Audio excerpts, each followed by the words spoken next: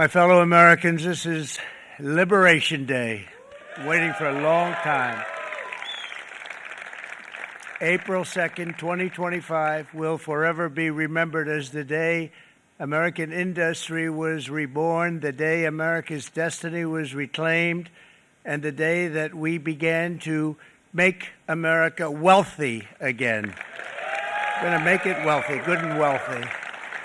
For decades, our country has been looted, pillaged, raped, and plundered by nations near and far, both friend and foe alike.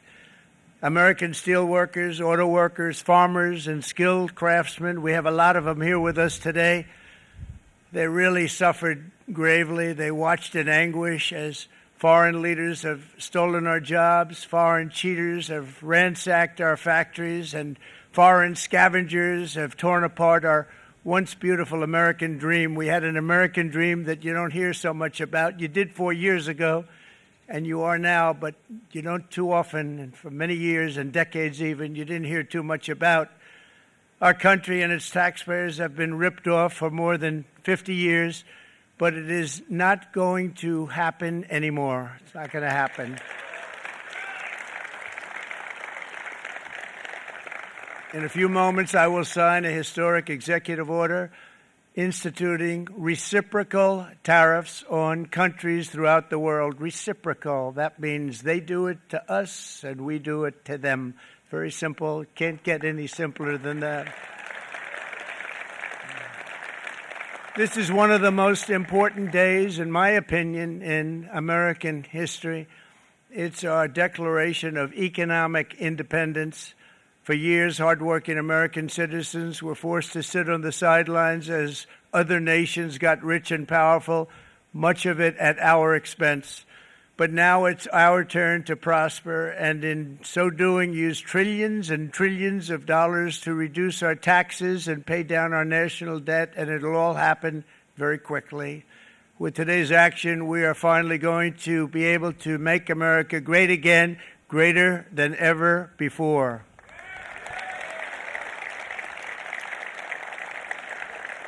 Jobs and factories will come roaring back into our country, and you see it happening already.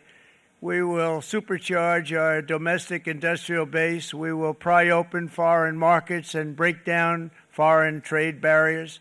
And ultimately, more production at home will mean stronger competition and lower prices for consumers. This will be indeed the golden age of America. It's coming back. We're going to come back very strongly. We're pleased to be joined on this momentous occasion by Vice President J.D. Vance. J.D., thank you. Thank you. Thank you very much. Where are you, J.D.? No, that wasn't too hard to find. I was looking, he likes to take a low-key attitude, so it'd usually be sitting right in front. He's gaining a lot of confidence, Mike, isn't he? And nearly my entire cabinet is here, as well as Speaker Mike Johnson, who's done an amazing job. And with the great success we had last night in Florida, we have a majority of 7. And 7's like a lot when we had it at 1, right? You've done a fantastic job. And many of the members of the House and Senate are with us. Senators, Congressmen, thank you all for being with us. We appreciate it. For decades, the United States slashed our trade barriers on other countries, while those nations placed massive tariffs on our products and created outrageous non-monetary barriers to decimate our industries. And in many cases, the non-monetary barriers were worse than the monetary ones.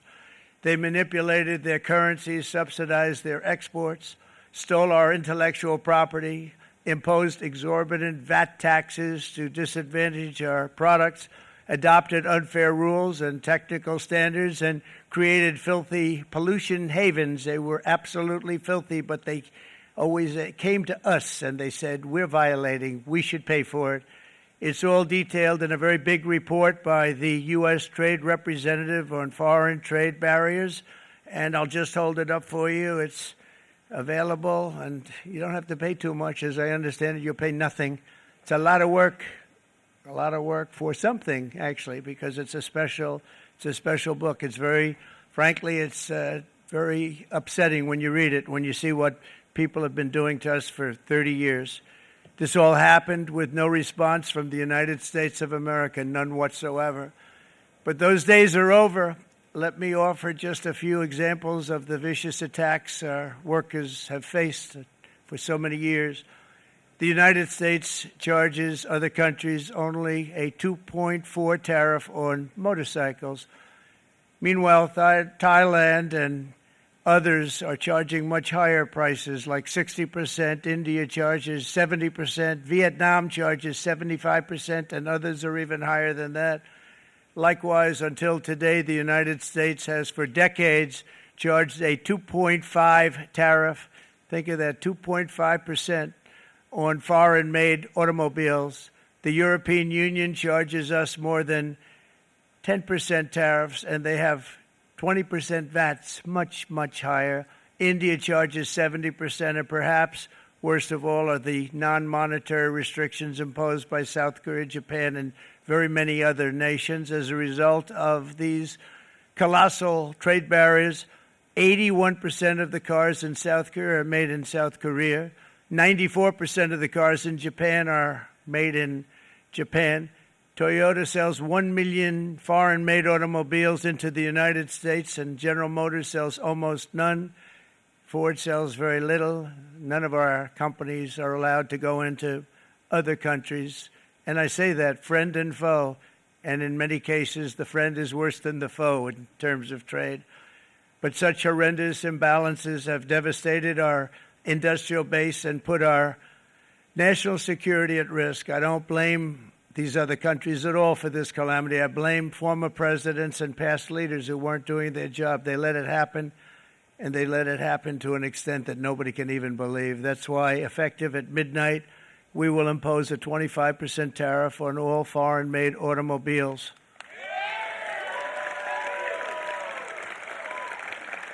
Thank you.